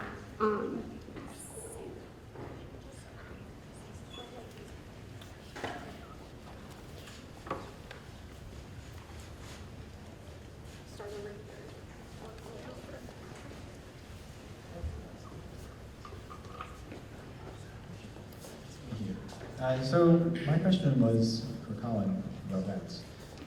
So the rodent-proof bins are not very rodent-proof, as they've been, like if you just walk around on garbage day, you see kind of holes in them. Do we have any plans to make them more rodent-proof? Okay, so I'm not allowed to go into the city anymore because my wife says you have to stop looking at people's barrels, so I basically have to wear blinders. I know the barrels are not exactly rodent-proof. There aren't any models of bins that we could deploy at a residential level that would also be compatible with our carting services that we know of right now. But we are looking to pilot some new ones, maybe with some thicker plastic that could also still be compatible with our carting service. We're working closely with DPW on doing some research and figuring out how we can scale this. The ones that are truly rodent-proof are the ones in national parks, big metal ones, the bear-proof ones. Those are truly, truly rodent-proof, and big bellies. But we can't put those in everyone's backyard. So we're gonna have to get a little creative for the future. But if you do have holes in your barrel, please duct tape and steel wool together, sandwich over the hole, and then call 311 to get a replacement as soon as possible.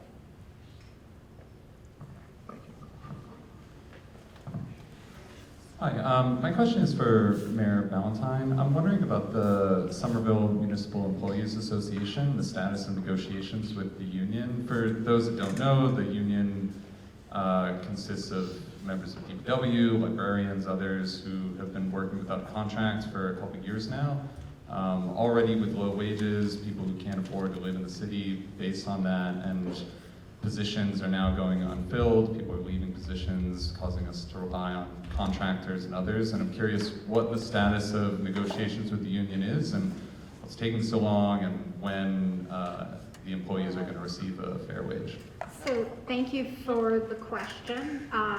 For those of you who don't know, when you do union negotiations, at the front end of your union negotiations, you have to agree to ground rules. That means what happens within the negotiation room cannot be shared outside the negotiation rooms.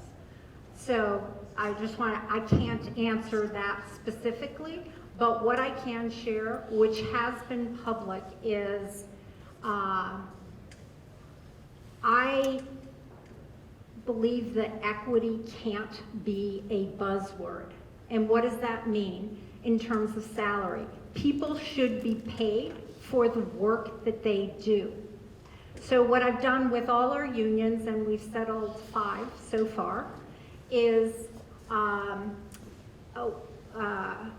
we said, how do you make sure you're getting paid for what you're doing? So we said we would do a wage compensation study. And we proposed this, and it was agreed upon that this is what you do. So what do you do with this? That means is you update job descriptions.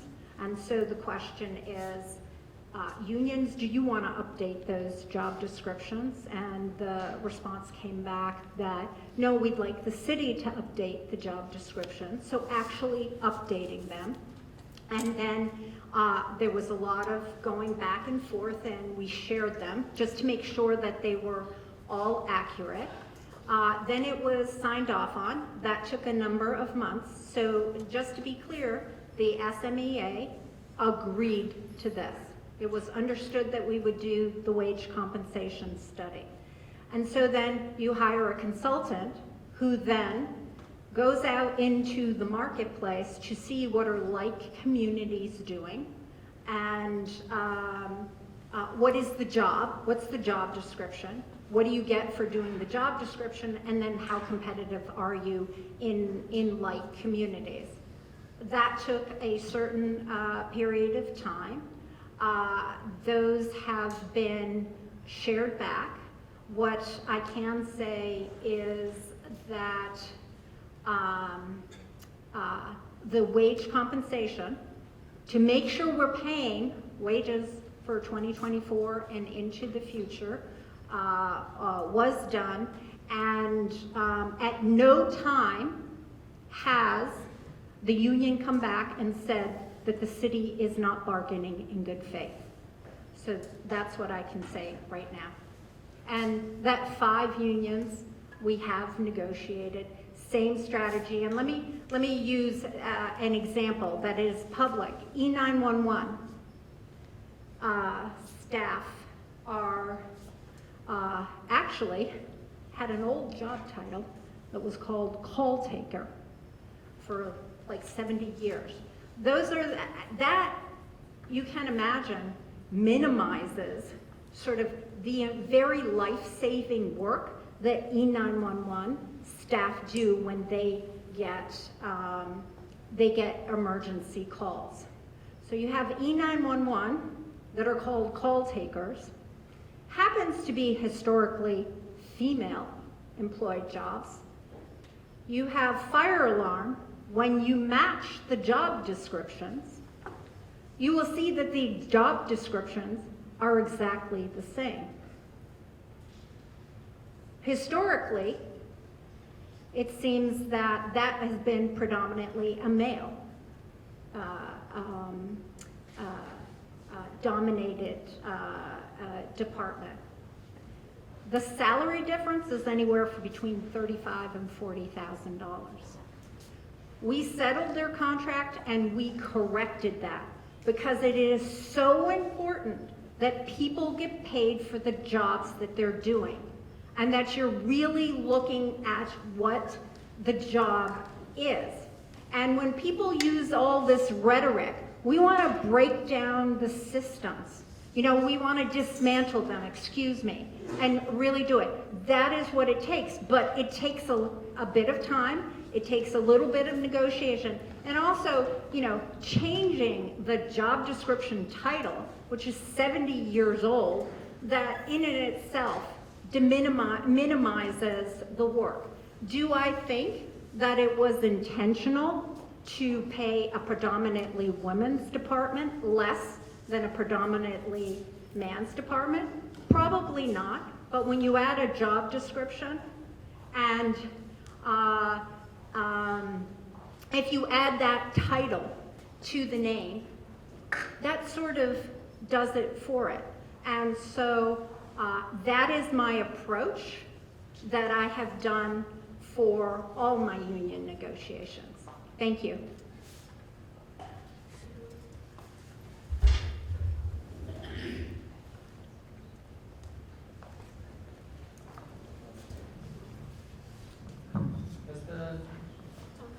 Has the city made any progress on dealing with the ruin of a house that's standing at the corner of Newton and Webster? That structure's been terribly maintained for a really long time. For a while, I didn't particularly want to bother the city about it because I felt like it was probably people were waiting on Green Line extension construction. The Green Line extension is done now, and that house continues to be, occasionally plants there overgrowing the sidewalk. I sometimes bother 311 about that, but it's also a nuisance in all sorts of ways. It's a really ugly ruin. It probably provides a place for those rats to, there's like a trail of rats going, like a trail of ants from there to the Dunkin' Donuts down the street.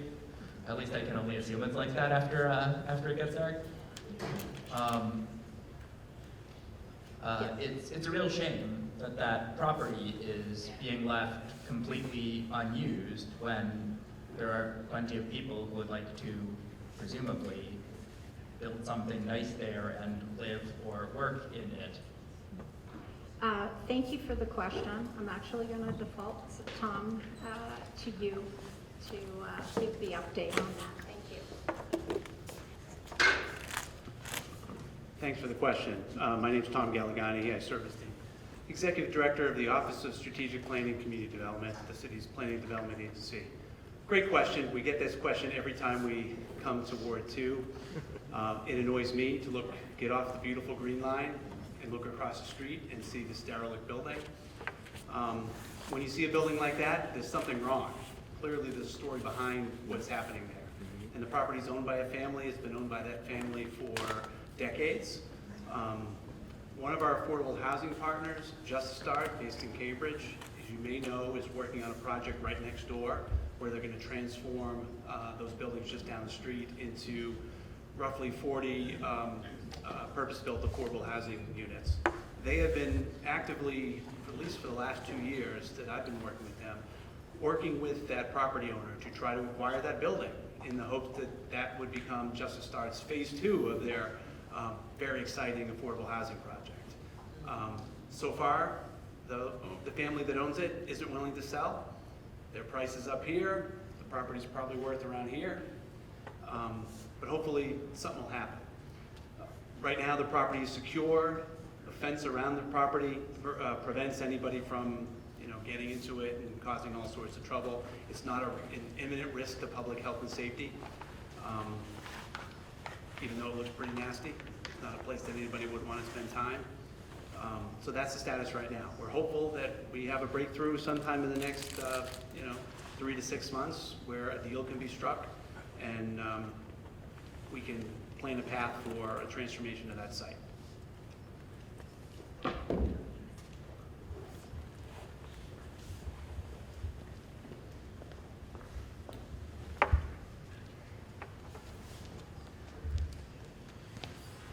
I wasn't going to say anything or ask about this, but since no one else is putting up their hand.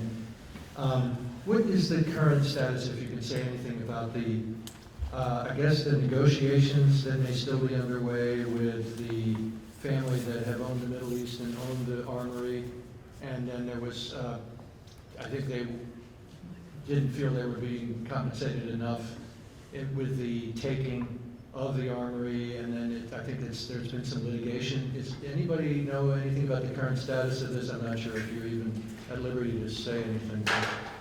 Thank you. And of course, there are a lot of other questions about what's going to happen with the armory, but thank you.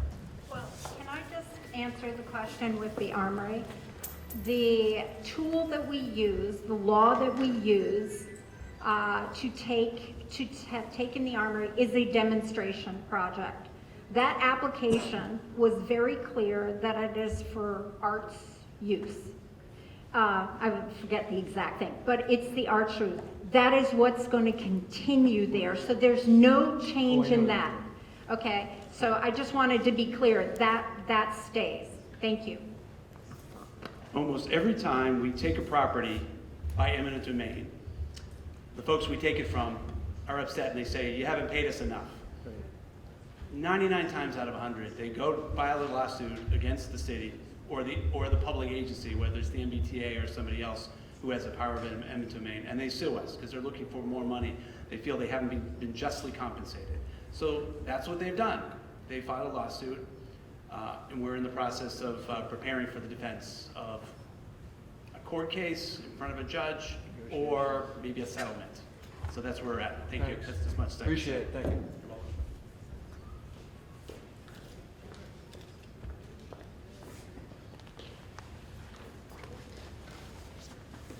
Do we have any additional questions? Sorry, I didn't see you on the video. This question's for Brad. So the speed bumps coming on Concord Avenue, great job. Can't happen soon enough. I guess when I ride a bike with my kids every day there to school, and the vast majority of the time, when cars are speeding down that, I guess from Springfield Street down to Beacon, they're cutting through from somewhere else. They're trying to get to Beacon without going on Prospect. And so I wondered if your division has, I guess, any plan or any measurement of the amount of cut-through traffic on the road that's coming like before and after we make these improvements, or if there's, because I mean, I don't see how we're going to get to this utopia of kids being able to play in the street, even with the speed bumps, to be honest. Like, I think that will help a lot, but you get what I'm saying. Thanks for the question. I think it's probably important to point out that before and after we build these safe streets interventions, we usually collect data. We'll actually go out and count the cars and count the number of them that are speeding, at speeds above 20 miles per hour, above 25, above 30, and kind of do some benchmarking and then see what the results are after we build these treatments.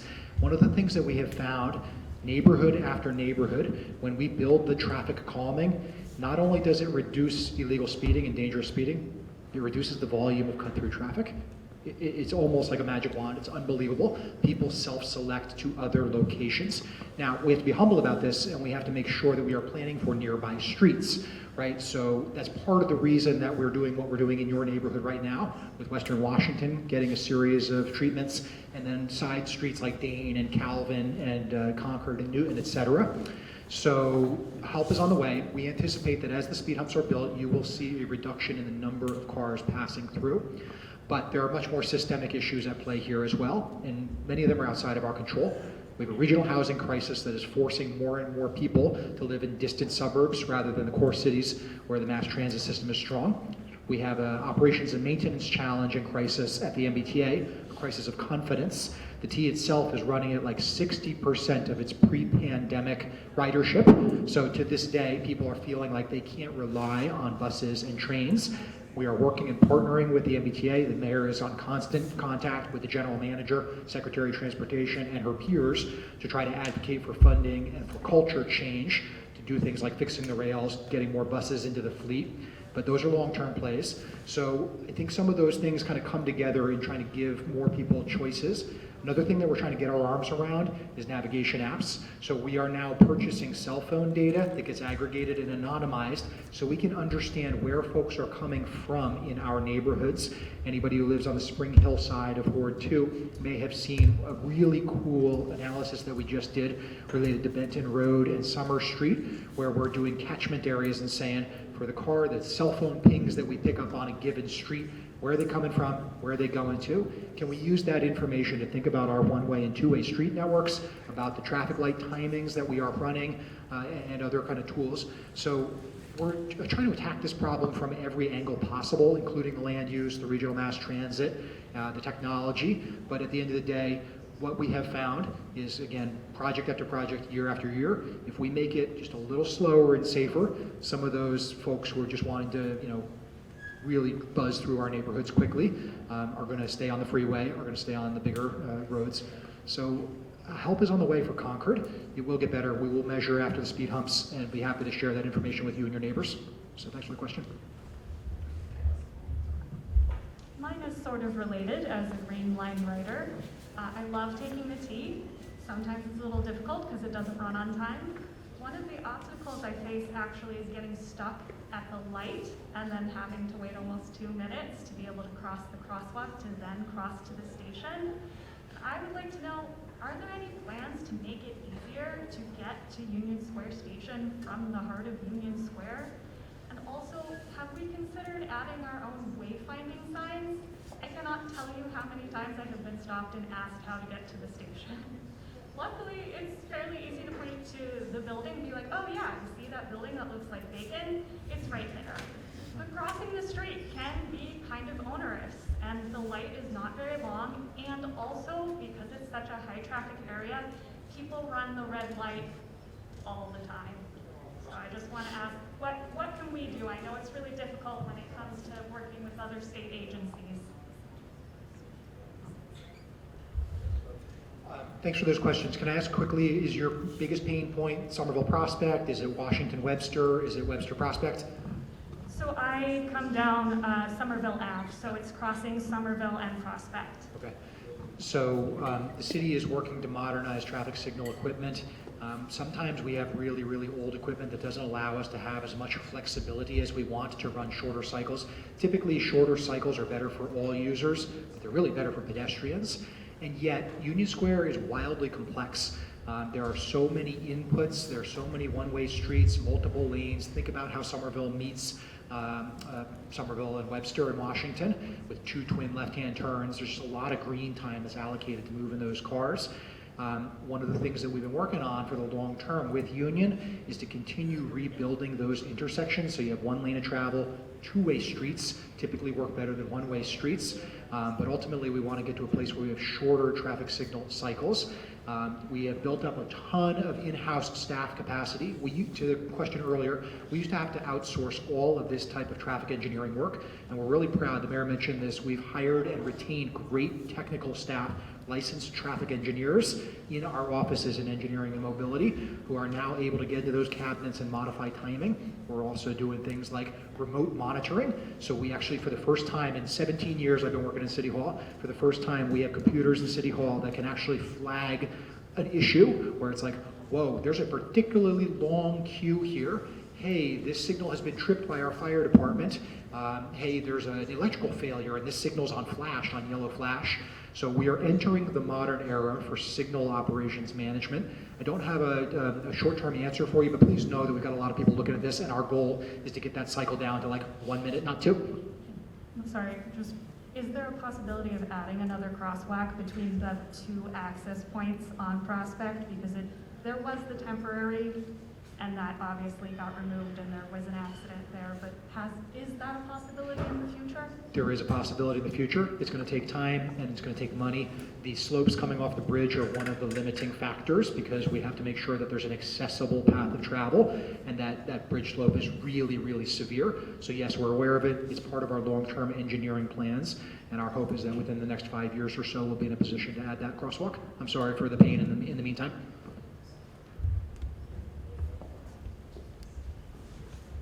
I just want to note for everybody, it is 8:28. This is going to be the final question of the evening, so we can respect everybody's time. Hi, I think this is probably for Mayor Ballantyne, but anyone's welcome to answer. And it's possible that I'm a couple news cycles behind, but I was wondering if you could just speak to the update of the situation at the library.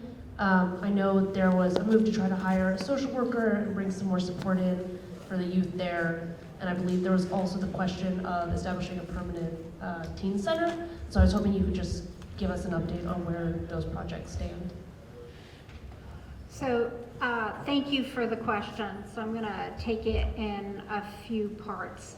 Back in 2022, I worked with about a dozen high school students to come up with ideas and share what are you looking for as space around the city.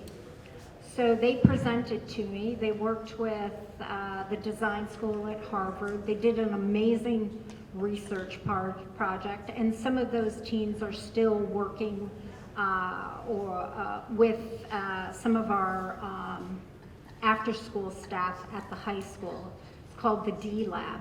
They said they're not looking for one teen center. They are looking for 15-minute walk centers, places where they can hang out. So we then took an inventory of what are those spaces that we could use. You heard, a lot of our buildings are not well, you didn't hear that specifically, but I will say some of the assets we own are not habitable. So we said, what can we do? So we said, we're gonna do one in the east, the west. There's a teen room at the library, so we did one in what was the Edgerly, or is the Edgerly School. We used the Powder House building at Powder House Square. There's a teen room at the library. Each space is sort of unique and it's programmed in slightly different ways. Our community partners, so we also have a teen space at 165 Broadway. It's actually a building we own. Project Soup is on the ground floor, but our community partner, Teen Empowerment, programs the space upstairs. And Summer Nova staff also have a space that they have created for teens. Over the spring, but specifically in the summer, there was some escalation of sort of patron and youth activity at the main library, which made staff feel unsafe, patrons unsafe. So we temporarily, it's been open for a couple of weeks now, or 3 weeks now, we temporarily modified the hours because we were trying to get more resources based on some of the escalated activities that happened during the summer and in August. So yes, so part of what was asked was security cameras on the exterior of the building, a security personnel, and yes, I'm not even sure. I think we might be close, if not have given an offer for a social worker. We also hired, as of June, 3 community health workers and also a manager. So they work in our Department of Health and Human Services. And the idea of those community health workers is that 90% of their time is outside in the community, connecting people to the resources that are here, sharing information. So those people are hired. We've also added programming during half days to the library front lawn. Shoot, I forgot the name of the nonprofit that does. It's nobody can help me, huh? Okay, so it is, to give you a sense, it's a nonprofit that was started here by a former Somerville High School graduate, maybe 15 years ago. But they, you climb and you walk, whether it's parkour, thank you.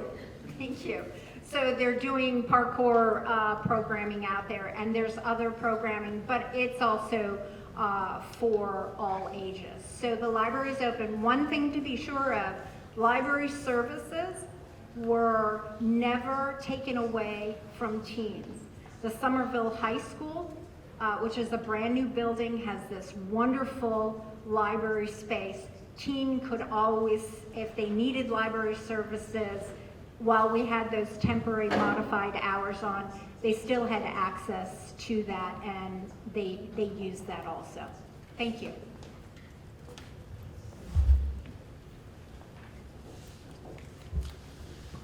Thank you so much to all of our staff who presented tonight. Thank you all so much for coming. We have reached the end of our Ward 2 City Hall Community Meeting. If there are any additional questions, comments that you think of later, maybe on your walk home, please send an email to cm@somervillema.gov and we'll direct it to the appropriate department.